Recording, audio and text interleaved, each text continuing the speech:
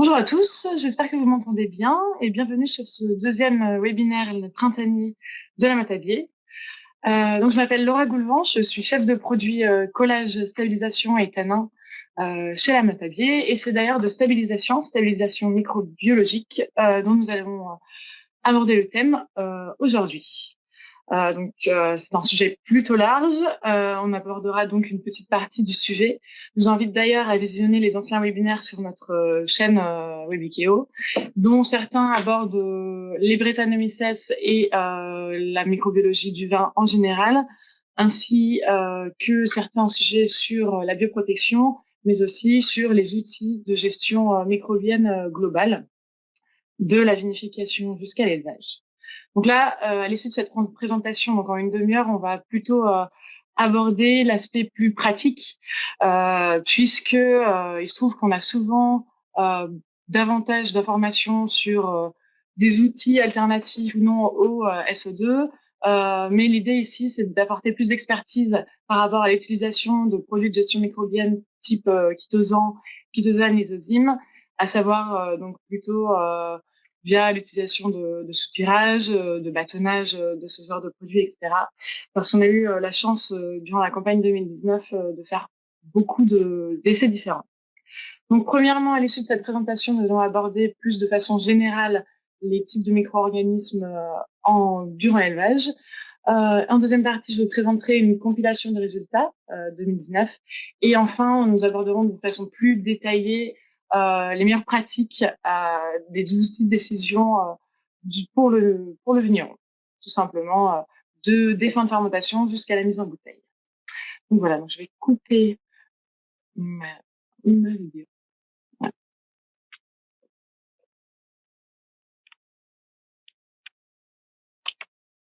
Donc, dans le vin, on retrouve de nombreux micro-organismes tels que les bactéries acétiques, les levures Saccharomyces cerevisiae, les non-Saccharomyces tels que les brettes, les bactéries lactiques ou acétiques, qui, sous certaines conditions, peuvent provoquer des altérations néfastes pour le vin et pouvant être irréversibles et nocives, telles que on connaît tous la piqûre acétique, l'acidité volatile, des goûts de souris ou bien d'autres arômes type écurie, cuir, pharmacie, spécifiques plus au Brettanomyces.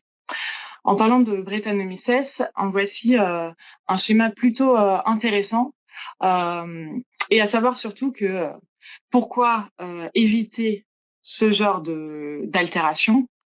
C'est plutôt que ces odeurs sont souvent rejetées par les consommateurs et conduisent à une dégradation et une uniformisation qualitative des vins sur le marché. Donc l'idée est d'être le plus vigilant possible et d'agir rapidement par rapport à ces montées de population ou d'arômes néfastes. Donc voilà, donc sur ce schéma, on peut voir la, l'altération rapide d'une population de Brettanomyces. Donc en bleu, on aura les populations par millilitre de Brett et en rouge, la montée de phénol volatile. Donc il se trouve que entre le 20e jour et le 60e jour, on a une montée très rapide de ces Brett avec les phénols volatiles. Et il se trouve que malheureusement, les populations de micro-organismes ont été très impactantes et le seuil de perception des phénols volatiles a été atteint. Et une fois l'altération terminée, donc on ne peut pas vraiment revenir en arrière par rapport à ça. D'où euh, d'où l'idée d'anticiper et d'agir au bon moment. Donc, premièrement, on va suivre le mieux possible ces vins par dégustation, par analyse de dénombrement de micro-organismes, avec ou bien avec des dosages de phénol volatile, d'acidité volatile, qui doivent être régulièrement faits, notamment sur les vins dits à risque. Je vous invite d'ailleurs à visionner en replay l'intervention d'hier de Monsieur Renouf et Madame Etourneau sur les différents types d'analyses et de dénombrement de micro-organismes d'altération et spécifiquement sur les phénomènes de résistance au Brett, au sulfite. Donc, c'était un webinaire organisé hier par le laboratoire Excel qui nous donne beaucoup d'informations à ce sujet.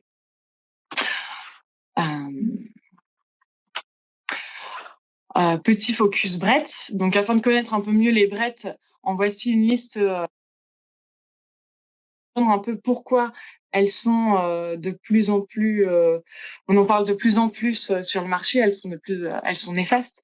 Donc, premièrement, ce sont des levures qui sont particulièrement résistantes au haut degré, au pH et aux températures. Par exemple, elles ont la capacité de survivre à des degrés supérieurs à 13 degrés d'alcool ou à des températures supérieures à 30 degrés. Certaines souches ont développé aussi des résistances au soufre. Même à de très fortes doses, elles seront totalement résistantes. On parle ici de triploïdie. Récemment, l'Australian Wine Institute Research a démontré que 85% des populations de Brett de leur étude a été capable de survivre et de croître à un taux de 0,6 mg de SO2 moléculaire. Donc c'est quand même assez flagrant. Pareil, Albertine, en 2016, a identifié 34% de souches de Brett dans une collection de 33 souches comme étant extrêmement résistantes au SO2. Et dernièrement, donc à l'issue de la présentation de Vincent Renouf, le laboratoire Excel, par son outil type Brett, a répertorié donc sur ses analyses 54 souches de Brett qui ont été analysées comme identifiées comme résistantes au SO2. Donc voilà, donc c'est aussi à savoir que le soufre n'est pas forcément la solution contre ce type de micro-organisme, en tout cas tout le temps. Ces levures également ont peu de besoins nutritionnels. Elles ont peu de demandes en azote assimilable, en vitamines, etc. Et également, elles s'accommodent beaucoup également à la présence ou non d'oxygène et elles sont plutôt résistantes aux composés phénoliques. Donc voilà, donc toutes ces situations d'instabilité pour les autres espèces peuvent être favorables à Brettanomyces, d'où leur apparition dans de nombreux types de vins, sous de nombreuses conditions, puisqu'elles développent de certaines résistantes assez importantes. Donc, premièrement, comment lutter de façon efficace contre les micro-organismes d'altération du vin? Donc, l'objectif premier du vigneron, du vinificateur, sera d'éviter toute production de ces composés par l'empêchement de la contamination de ces microbes, de ces brettes, de ces bactéries acétiques, bactéries lactiques. Donc, on va tout simplement donc anticiper, faire du préventif au maximum, mais également s'adapter aux millésimes et aux antécédents vignes et cuves. Donc, premièrement, donc on va limiter les contaminations par une hygiène rigoureuse, notamment du petit matériel, des outils type pompe ou éviter les eaux stagnantes, parce que ce sont des nids à organismes microbiens. Également, gérer un bon contrôle des teneurs en SO2, notamment en SO2 libre. On pourra aussi lutter contre ces micro-organismes par la réduction de la niche écologique en suivant au mieux ces fermentations, donc assurer une bonne fin de fermentation alcoolique avec donc en opérant une bonne gestion des températures, de la nutrition azotée, un levurage si possible précoce pour des vins dits à risque, afin de limiter les phases de latence et les vides microbiologiques au maximum. De plus, la teneur en risque résiduel du vin, par exemple lors de fins de fermentation difficile, représente un autre facteur très sensible. Le risque de contamination dite gênante augmente de manière exponentielle avec la teneur en sucre résiduel. Également, on va opérer un programme de soutirage, de collage, de filtration la plus adaptée à ces vins, afin d'éliminer rapidement les lies. Également, on peut éviter de produire des substrats, notamment au Brett, pour produire des phénols volatiles, par l'utilisation d'enzymes d'extraction qui sont FCE, donc Free Cinnamyl Esterase, parce que de nombreuses études ont montré que l'utilisation de préparations purifiées sans cette activité cinnamylestérase réduisait fortement les caractères phénolés des vins. Donc, éviter de produire ces fameux phénols volatiles néfastes pour le vin, ainsi que utiliser des souches de levure sélectionnées POF négatives, puisque les POF dites positives peuvent dégrader l'acide phénol en vinylphénol, qui sont des précurseurs également des phénols volatiles. Donc voilà, donc toutes ces mesures sont des moyens préventifs de contrôle, donc plutôt en amont sur la population de micro-organismes et notamment des brettes, mais peu d'outils sont sans impact organoleptique dans le vin en élevage de façon durable.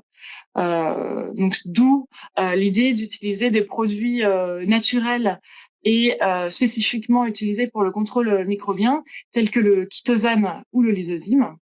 Donc c'est à l'issue de cette présentation que nous allons parler du chitosan et du lysozyme. Donc premièrement, petit rappel, donc le chitosan, selon le codex œnologique, donc doit être d'origine fongique et posséder un degré de désacétylation supérieur à 70%. Donc seul le chitosan fongique peut être utilisé en œnologie. Et ce fameux degré de désacétylation varie en fonction du pH. Et plus le pH sera bas, et plus le chitosan sera efficace, puisque le degré de désacétylation sera supérieur. Concernant les différents modes d'action du chitosan, ils sont multiples. Donc on sait que le chitosan peut impacter les levures type Brettanomyces, mais aussi les bactéries Gram+ et Gram-. Il a été trouvé dans la littérature que le chitosan avait plus d'effet sur les bactéries Gram-, c'est-à-dire par exemple, en l'occurrence dans l'œnologie, les bactéries acétiques. Donc ce polymère permet d'éviter en gros la prolifération des Brettanomyces et la formation de phénols volatiles en les privant de leurs besoins vitaux. De même pour les autres micro-organismes. Donc, par exemple, on va utiliser son effet collage de différentes particules avec son effet agglutination et sédimentation afin d'utiliser ce mécanisme vraiment de privation, et également aussi par rapport au blocage de flux de nutriments, etc. Donc, tous ces mécanismes permettent de ralentir le métabolisme des micro-organismes de déviation, dit, ou bien les tuer de façon plutôt drastique.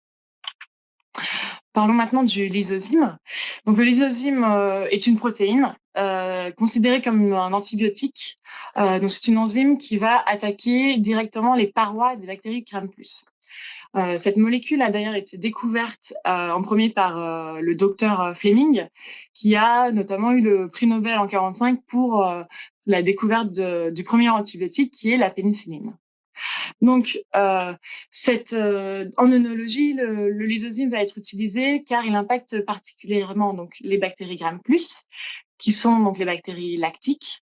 Donc, ça va permettre, cette enzyme va permettre d'attaquer le lactobacillus pediococcus, etc., afin de créer un tri sélectif du milieu.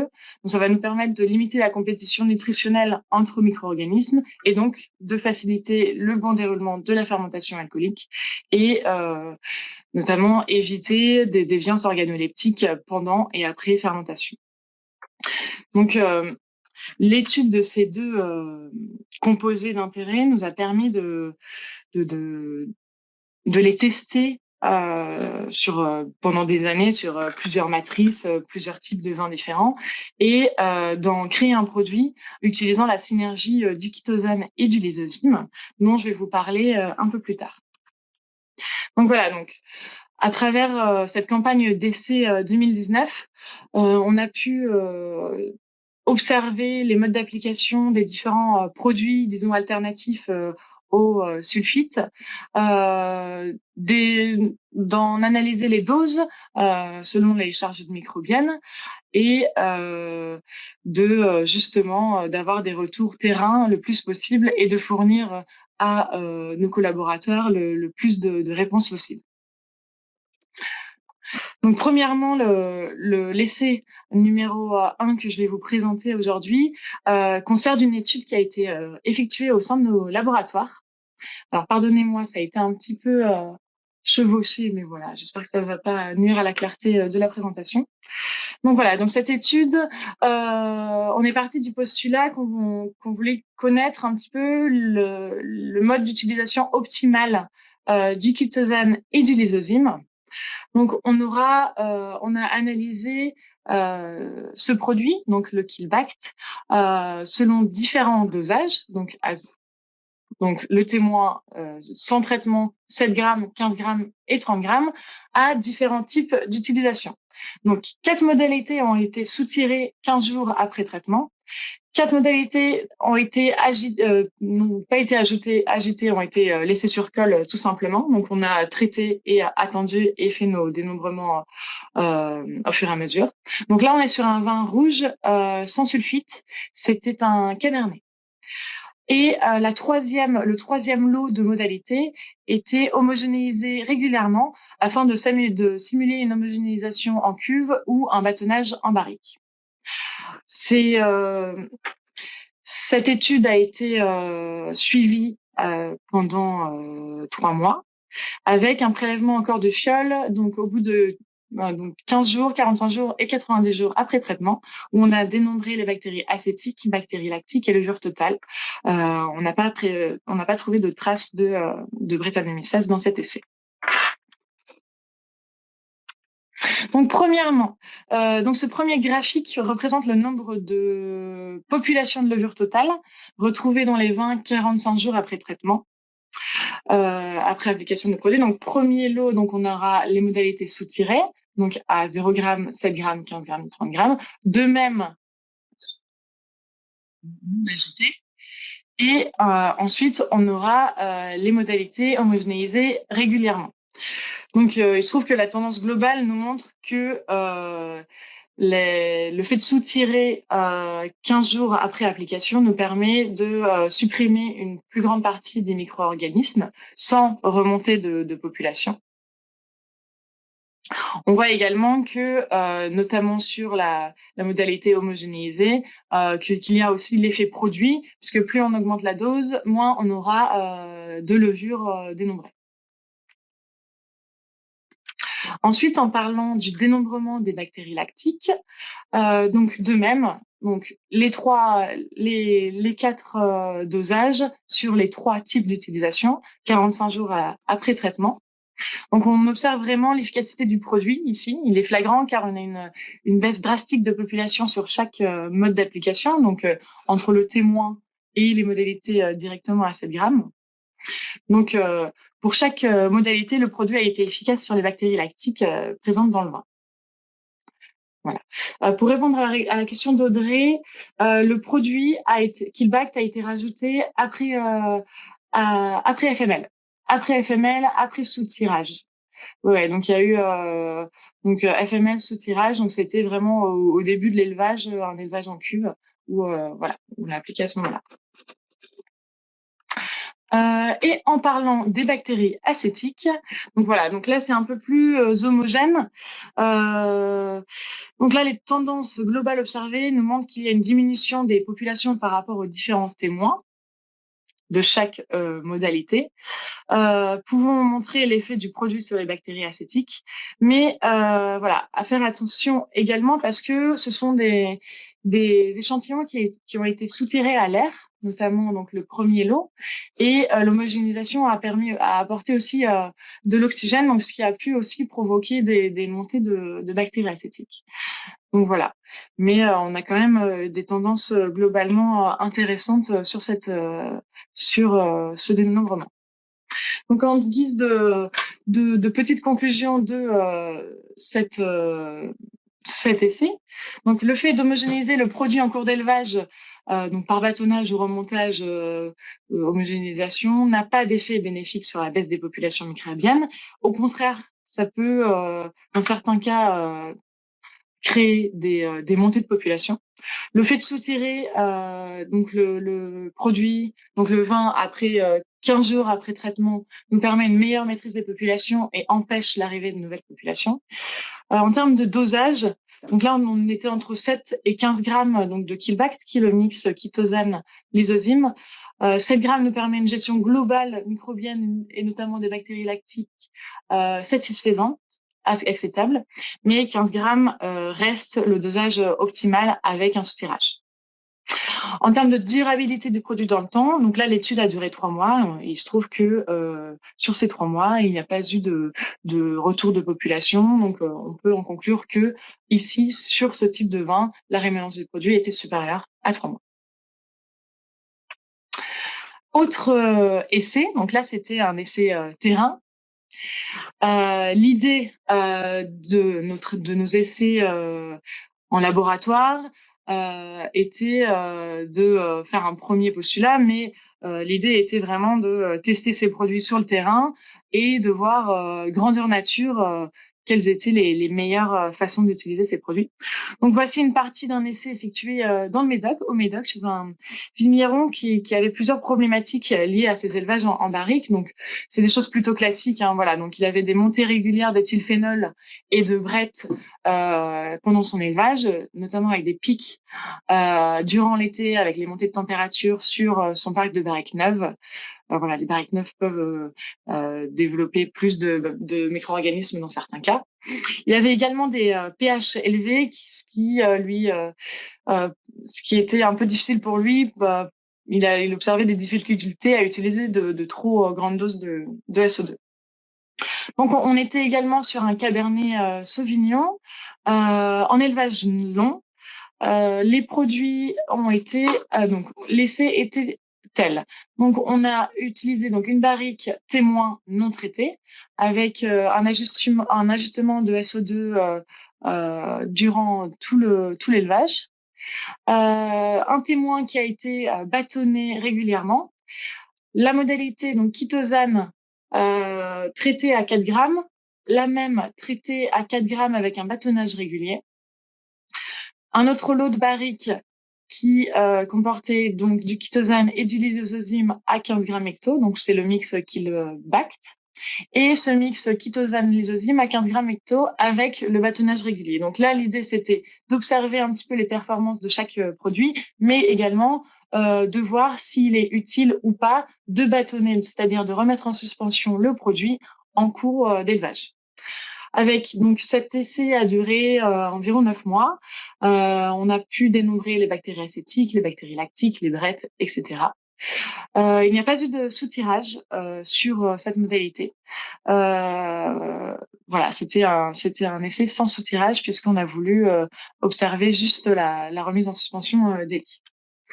Donc, je vous ai seulement sélectionné ce résultat. Donc, c'est le résultat de dénombrement des Brettanomyces et la concentration en éthylphénol après 6 mois. Donc là, c'est vraiment une photographie du vin 6 mois après traitement.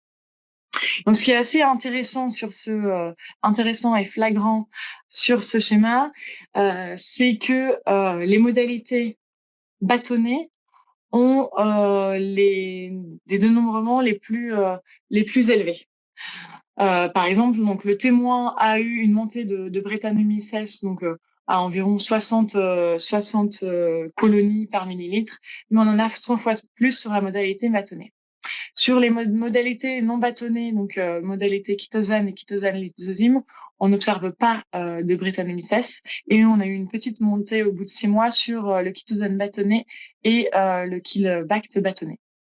Donc cet essai nous permet de voir que, premièrement, c'est après 6 mois sur cet essai qu'il y a une apparition de Brett. Donc, on peut voir ici que le produit a eu une efficacité de 6 mois, mais également que le bâtonnage a développé plus de population durant l'élevage. Ensuite, pareil, nouvel essai terrain, grandeur nature à plus grande échelle, puisque là, c'était donc en Bourgogne sur un pinot noir.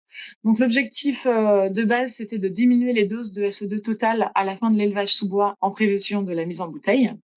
Donc cet essai s'est déroulé sur 2 sites, donc 12 barriques par essai, avec 4 modalités par site, avec 3 répétitions. On a donc suivi 4 lots. Donc un premier lot dit classique, donc c'est ce que les œnologues utilisaient, pratiquaient classiquement, donc avec un maintien du SO2 libre supérieur à 30 mg par litre. Un lot intermédiaire où on a divisé de moitié le SO2 libre à 15 mg par litre, avec un ajout de 4 grammes par hectolitre de chitosane et 15 grammes par hectolitre d'Aroma Protect pour son effet antioxydant. Donc l'Aroma Protect est un produit à base de levure inactivée, riche en glutathion pour vraiment protéger contre l'oxygène, ici en l'occurrence en élevage. Un lot Kilbret a été étudié également, donc un lot sans sulfite, avec un dosage, avec un ajout de chitosan à 4 grammes et 20 grammes d'Aroma Protect pour son effet antioxydant. Et également un lot Kilbact, donc sans sulfite, avec un ajout de 15 grammes de chitosan lysozyme et 20 grammes d'Aroma Protect. Donc là, ce traitement a été effectué à l'entonnage. Donc voilà, fin des fermentations, fin des FML, donc ça a été fait à l'entonnage. Il n'y a pas eu de soutirage non plus, donc ça a été laissé sur traitement. Donc la première information qu'on a pu en tirer durant cette campagne d'essai, qui a duré assez longtemps, c'est l'évolution de l'intensité colorante. Donc en jaune, on aura les modalités sulfitées, supérieures à 30 mg par litre. En rouge, les modalités moitié de SO2. En vert, la modalité Kilvact et en bleu, la modalité Kilvret. Et il se trouve qu'on a vraiment une baisse très rapide de l'intensité colorante sur les modalités sulfitées, comparée aux modalités donc non sulfitées qui avaient des alternatives au sulfite. Et il se trouve que surtout en région bourguignonne, sur du pinot noir, l'idée c'est de garder l'intensité colorante la plus durable, la plus haute dans le temps. Donc ça c'est vraiment un critère au-delà du critère gestion microbienne, c'est assez intéressant. Ensuite, en termes de dénombrement des bactéries lactiques. Pour répondre à la question de Sébastien, non, c'est bon pour les questions. Donc, en termes de dénombrement de bactéries lactiques, donc du 19 mars au 4 octobre, on a eu donc des bactéries lactiques plus ou moins fluctuantes. Mais il se trouve que lorsqu'on fait une photographie un peu globale, et notamment en octobre, on observe des résultats presque similaires en termes de gestion de population de bactéries lactiques entre les modalités sulfitées et les modalités non sulfitées avec des alternatives. À savoir que, par exemple, donc en bleu, 15 grammes de Kilbact est autant efficace, voire plus efficace qu'un ajout régulier de SO2 libre à 30 mg par litre. Donc on peut en conclure qu'on a une bonne gestion des bactéries lactiques sur ces modalités sans SO2.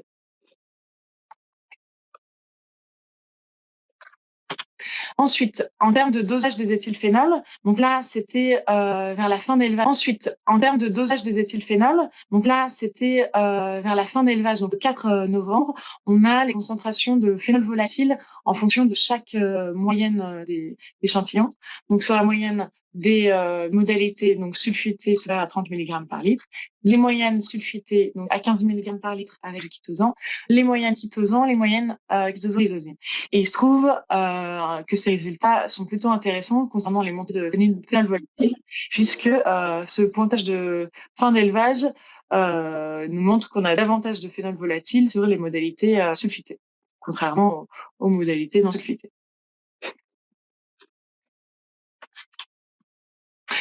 Donc, en guise d'observation et de conclusion de ces quelques essais que je vous ai décrits et montrés, on peut voir que ce sont deux produits efficaces puisqu'ils ont un impact sur un large spectre de population à différents dosages, puisqu'ils ont un impact sur un large spectre de population à différents dosages selon le niveau de base. En termes de couleur, l'utilisation d'alternatives au SO2, bien sûr, va permettre d'avoir une intensité plus élevée et plus stable dans le temps par rapport aux sulfites qui vont baisser l'intensité colorante.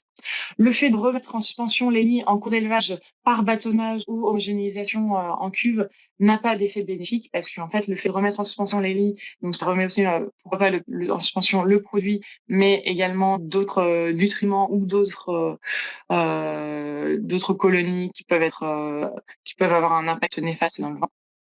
En termes de rémanence du produit, donc ça sera vraiment matrice dépendance, c'est-à-dire ça va dépendre vraiment des populations de départ, mais on observe une bonne durabilité des deux produits, donc qui était de 3 à départ, mais on observe une bonne durabilité des deux produits, donc qui était de 3 à 6 mois sur le Kilbret et le Kilbact. En termes d'utilisation, donc de choix entre le Kilbret ou le Kilbact, donc ça va vraiment dépendre des choix du vinificateur, des objectifs finaux, mais surtout de la charge microbienne de base. À savoir que utilisable en bio, donc on peut utiliser le chitosan en bio, donc en vinification ou en élevage en bio. Donc ces deux solutions permettent d'être de bonnes alternatives au SE2, donc pour un usage plus faible en sulfite ou pour remplacer le SE2 pour leur application antibactérienne et détoxifiante, et notamment pour contrer au mieux les apparitions de Brettanomyces.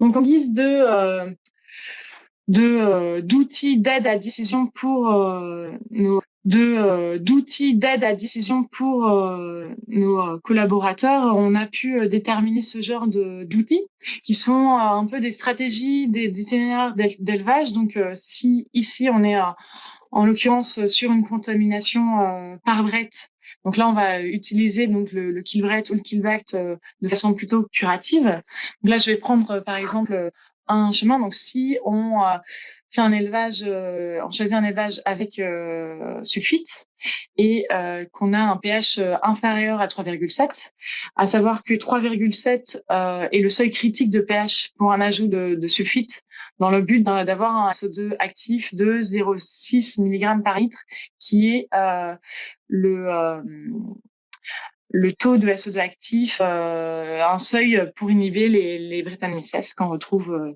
en littérature, sur le terrain, etc. On parle aussi de 0,4 mg par litre, dans certains 4 mg par litre, dans certains cas. Donc, si par dénombrement PCR ou dosage d'éthylphénol, il se trouve que je retrouve des brettes dans mon vin, je vais pouvoir utiliser un outil tel que Tibret pour connaître un petit peu le profil de mes populations, si elles sont sensibles ou non au SE2. Donc, si ces brettes sont sensibles au SE2, on va utiliser donc sulfité pour avoir un SO2 actif à 0,6 mg par litre. Ou si voilà, on a des doutes sur leur résistance au SE2, on va utiliser du Kilbret de 4 à 8 grammes selon les populations initiales. En fait, ça sera vraiment en fonction du dénombrement de base, mais on préconise voilà, de 4 à 8 grammes. Après 15 jours, donc un soutirage bien sûr à l'abri de l'oxygène avec l'utilisation d'un antioxydant type tanin d'élevage, tanin élagique, antioxydant ou Aroma Protect, donc pour vraiment protéger également son vin de l'oxygène ou utiliser tout simplement le sulfite.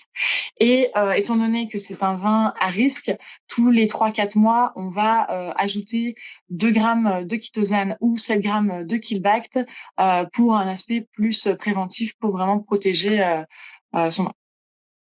Et toujours, bien sûr, suivre ces vins donc, par dégustation et régulièrement par PCR ou dénombrement de ces populations.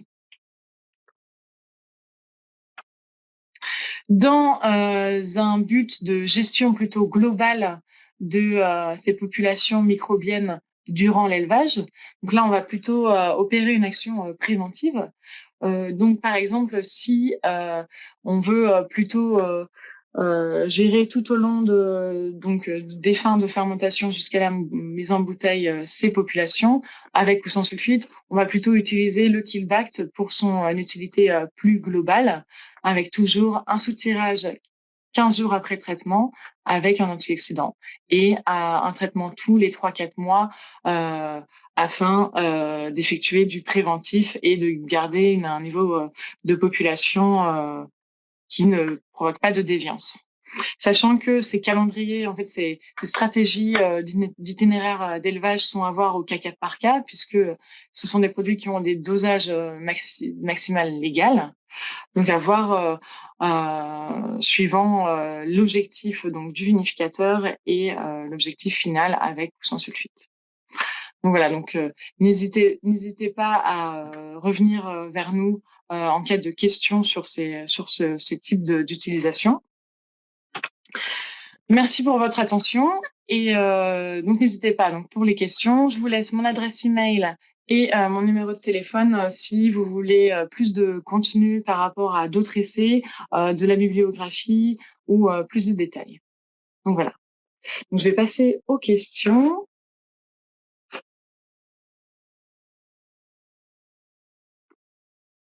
Ah oui, alors en termes de dégustation, ouais, c'est une question hyper intéressante parce que au-delà de l'efficacité du, est-ce que vous voyez, au-delà de l'efficacité du sans sulfite sur les vins, notamment là, je garde en souvenir la dégustation qu'on a fait de l'essai Bourgogne, où on a pu vraiment faire une dégustation avec l'ensemble des œnologues présents pour l'essai.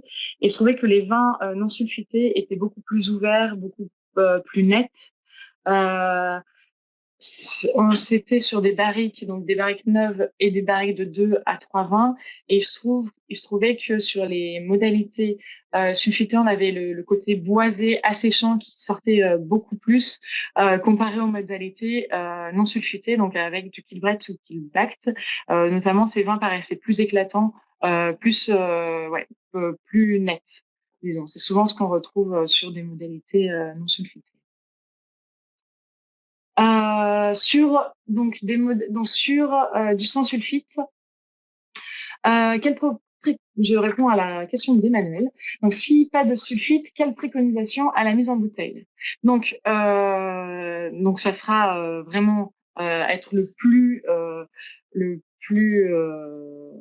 attentif donc à son hygiène, mais surtout au gaz, donc inerter au maximum à la mise en bouteille, et pourquoi pas en tant qu'antioxydant utiliser des tanins antioxydants pour protéger au maximum son vin contre les impacts d'exoxydation et microbiens. Voilà. Est-ce qu'il y a eu d'autres questions? Ah, oula. Ou également, oui, voilà, à la mise en bouteille, on pourra ajouter des dérivés de levure type riche en glutation également, donc pour la protection contre l'oxygène. Benjamin M demande, et ce qu'il en ressort à la dégustation purement des modalités Kilbact et Kilbrett? Premièrement, il faut savoir que ce sont des produits qui n'ont pas d'impact sur l'organoleptique, donc on ne sentira pas le goût du chitosane ou le goût du lysozyme. Donc il n'y a aucun aspect donc produit sur ces modalités. Et dans mes souvenirs de dégustation donc sur des modalités Kilbrett pur ou Kilbact pur, il y avait, c'était beaucoup plus le vin qui en ressortait, cet aspect fruité, clarté. Après, je trouve que c'est un peu difficile de répondre entre Kilbrett ou Kilbact sur l'impact organoleptique de chaque produit, étant donné qu'ils n'en ont pas. Voilà. Voilà. Deuxième question de Bastien. Une question de Bastien. Kilbrett a-t-il un effet sur les Saccharomyces? Il se trouve que on a fait des essais de chitosane pendant la vinification. On a fait quelques essais justement pour des problématiques de brett pendant fermentation où on a utilisé du chitosane et on n'a pas eu de problème de fermentation par les Saccharomyces languissantes ou ralenties sur ces essais. Mais on ne s'avance pas plus parce qu'on n'a pas assez de recul par rapport à l'utilisation du chitosane durant les fermentations. Voilà. Mais il se trouve que sur certaines observations terrain, il n'y a pas eu forcément d'impact. Voilà. Laura, je me permets d'intervenir du coup, vu que c'est moi qui avais suivi justement ces essais sur l'ajout de chitosane sur les phases préfermentaires. Et effectivement, ça a très peu d'impact sur la cinétique de fermentation, dans le sens où les Saccharomyces cerevisiae, donc les levures de fermentation, vont être impactées à des doses très importantes. Donc il y a plusieurs publications qui existent par rapport à ça, mais sur certaines études, ils montraient que c'était 200 grammes par hecto qui permettait réellement de détériorer l'activité des Saccharomyces cerevisiae. Donc en termes de fermentation alcoolique, D'un point de vue publication, on n'a pas vu des différences significatives. Et sur le terrain, cette année, on a fait des essais en ce sens-là. Et pareil, donc les contrôles d'implantation étaient positifs. Il n'y a pas eu de réel impact, du moins sur la flore type Saccharomyces cerevisiae. Et est-ce que ça empêche la FML? Ben oui, ça par contre c'est un peu plus problématique. C'est pour ça que sur les recommandations d'application du chitosan, on va plutôt le préconiser post-FML parce que ça peut réellement avoir un impact sur les bactéries lactiques. Donc aujourd'hui, il y a quelques formulations qui existent sur le marché à base de chitosan à utiliser en préfermentaire, donc que ce soit sur blanc, sur rosé et sur rouge. Mais je sais que sur le rouge, ils ont plutôt tendance à préconiser de soutirer post-EFA et de réensemencer avec des bactéries lactiques sélectionnées, puisque en spontané et sur les indigènes, on peut avoir des pertes assez importantes. Excuse-moi, j'avais pas remis mon micro. Non, mais voilà, c'est tout. Non, c'est bon. Voilà. D'autres questions? On peut ajouter Aroma Protect et Killbret en même temps. Il n'y a pas de contre-indication. Hein. Effectivement, pas de contre-indication, c'est tout à fait possible d'ajouter les deux produits en même temps. J'ai vu une question par rapport au duplicata. Oui, donc effectivement, donc Apolline, tu as répondu. Effectivement, il y a eu des duplicata et parfois des triplicata. Même on a pu refaire ces manipulations plusieurs fois. Voilà. Il y avait une dernière question de Bernard là au tout début qui demandait justement si l'utilité d'utiliser du chitosan en préventif lorsque tous les facteurs à risque étaient présents, donc à savoir des pH assez hauts, des élevages par exemple dans des barriques neuves. Donc effectivement aujourd'hui il y a pas mal de caves qui commencent à l'utiliser en préventif, donc notamment pendant l'entonnage pour éviter justement tous les risques microbiens. Donc c'est sur des doses un petit peu inférieures, on est généralement autour de 2 à 4 grammes par hecto d'utilisation de chitosan, mais ils vont plutôt le faire majoritairement sur des matrices à risque. Donc encore une fois, des pH assez hauts, des élevages en barrique neuve, etc. Donc effectivement, ça a un coût.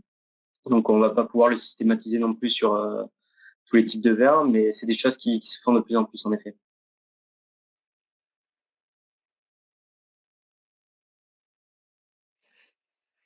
Voilà, donc vous aurez aussi cette présentation en replay. Encore une question de Rémi. Utilisez-vous la cystométrie de flux pour évaluer la population de Brettanomyces dans les vins en élevage?